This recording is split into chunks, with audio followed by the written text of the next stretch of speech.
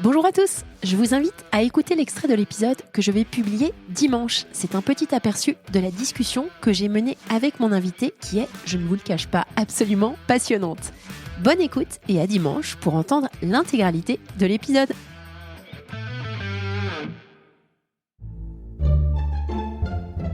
Solène Niederkorn vous propose les hors-séries de Vinscale, un éclairage sur l'innovation dans le monde de la finance, de la banque et de l'assurance. Muscler son organisation autour de la gouvernance, de la donnée et de la durabilité. Nathalie Wright, administratrice indépendante au board d'Amundi. Premièrement, Amundi, parmi ses pairs, a vraiment investi le sujet. Ils ont un plan C on Climate qui d'ailleurs est soumis à l'approbation de l'Assemblée Générale. Donc c'est ce qui est très avancé par rapport à la plupart des organisations de ce type et qui suppose de regarder parmi les critères qui apprécient la performance de l'entreprise actuelle et future, les éléments liés à ESG. Et moi, il y a notamment un des indicateurs qui est dans leur plan C on Climate que je trouve très intéressant, c'est leur engagement d'accompagner 1000 entreprises par an pour qu'elles développent leur plan Sustainability. Pourquoi le géant Amundi a-t-il choisi Nathalie pour rejoindre son board ? C'est ce que j'ai voulu comprendre au cours de cette discussion. Nous reprenons le parcours de cette exec dans la tech et électrique et touchons du doigt les enjeux de durabilité et de données au cœur de toutes les organisations aujourd'hui. Cette expérience riche et variée de Microsoft à Rexel, Nathalie la met désormais au service de sociétés cotées ou non pour apporter son expertise sur des sujets variés au sein des conseils d'administration. Mon intention ici était aussi de donner les clés pour comprendre comment instaurer une bonne gouvernance au sein de son entreprise. Ce sujet, souvent méconnu, mérite qu'on s'y penche un peu. Qu'est-ce que la gouvernance ? À quoi ça sert ? Comment composer son board ? À quoi servent les indépendants ? Comment fonctionne un comité de risque ? Et comment cet organe anticipe les enjeux cruciaux de l'ESG ? Bonne écoute à tous !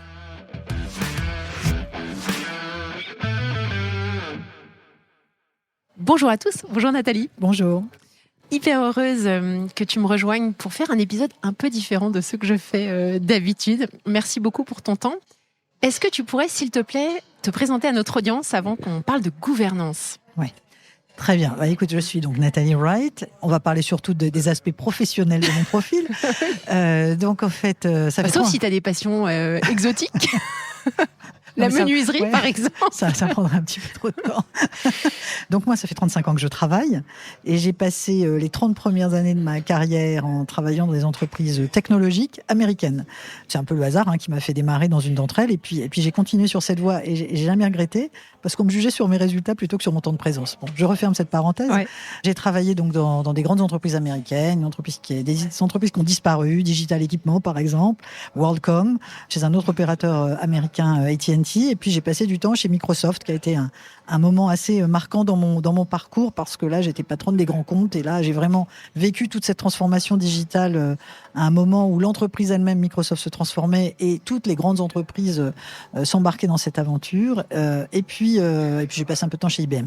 Et récemment, il y a 6 ans, j'ai décidé que j'avais un peu fait le tour de tout ça et que c'était le moment d'aller chez un client. Et plutôt que de pousser mes solutions et essayer de convaincre les clients de les acheter, c'était intéressant d'être de l'autre côté de la table et puis de prendre à bas le corps la transformation digitale d'un groupe. Donc ce groupe, c'est Rexel, donc un distributeur, un des leaders mondiaux de la distribution de matériel électrique. Et dans la distribution, le digital a un rôle absolument fondamental à jouer. Ouais. Et donc j'ai fait ce changement pour porter cette transformation et 2 ans plus tard, j'ai pris en plus de cette transformation digitale, la responsabilité du plan Sustainability du groupe Rexel. Évidemment, distributeur de matériel électrique, c'est un peu cœur du réacteur, donc c'est le cas de le dire. Et donc ça a été une expérience intéressante. En parallèle de ça, j'ai depuis 10 ans occupé des fonctions d'administratrice indépendante dans différents conseils d'administration. Donc, j'ai commencé par Solucom, qui est devenu Wavestone. J'ai ensuite embarqué dans l'aventure de Keolis, qui est un opérateur mondial de transport public. J'ai rejoint le conseil de Quadient, qui s'appelait avant Neopost, qui est un des leaders mondiaux de la machine à affranchir. Et puis, plus récemment, donc, j'ai quitté Rexel et j'ai rejoint le conseil d'Amundi. Voilà. Donc, asset manager. Donc, c'est le lien que j'ai. Voilà. Donc, on en parlera un petit peu. Oui. Donc, une belle aventure. Superbe. Alors, moi, j'étais intéressée. En fait, c'est à l'issue d'une discussion que j'ai eue avec Rachel Delacour qu'on a été mise en contact parce qu'elle m'avait décrit un petit peu, en bref, ton parcours et notamment tout ce qui concernait la donnée et la durabilité dans un groupe comme Rexel. J'aurais aimé, avant qu'on parle de gouvernance, que tu reviennes sur ces leçons que tu as apprises pour distiller au sein du groupe ces sujets-là qui sont fondamentaux. Comment tu t'y es prise? Comment tu as embarqué tout le COMEX avec toi, le board? Est-ce que ça a été une campagne en interne? Est-ce que tu pourrais rentrer un petit peu plus en détail sur ces sujets-là? Alors, je vais commencer par la donnée. Effectivement, quand on est distributeur, on est entre le client, le fournisseur, et on est submergé de données, données produits, données de transactions, données qui permettent d'être claires sur le moment où le produit va être distribué, etc. Donc, c'est vraiment au cœur à la fois de la transformation digitale, parce que ça permet de développer tout un tas de solutions, d'algorithmes pour améliorer l'efficacité de nos activités, mais c'est aussi au cœur de cette transformation durable, puisque effectivement, on a besoin de toutes ces données pour pouvoir être pertinent dans la façon dont on va proposer les produits à nos clients. Donc c'était vraiment un maillon, je dirais, à la frontière ou à l'intersection de mes deux activités.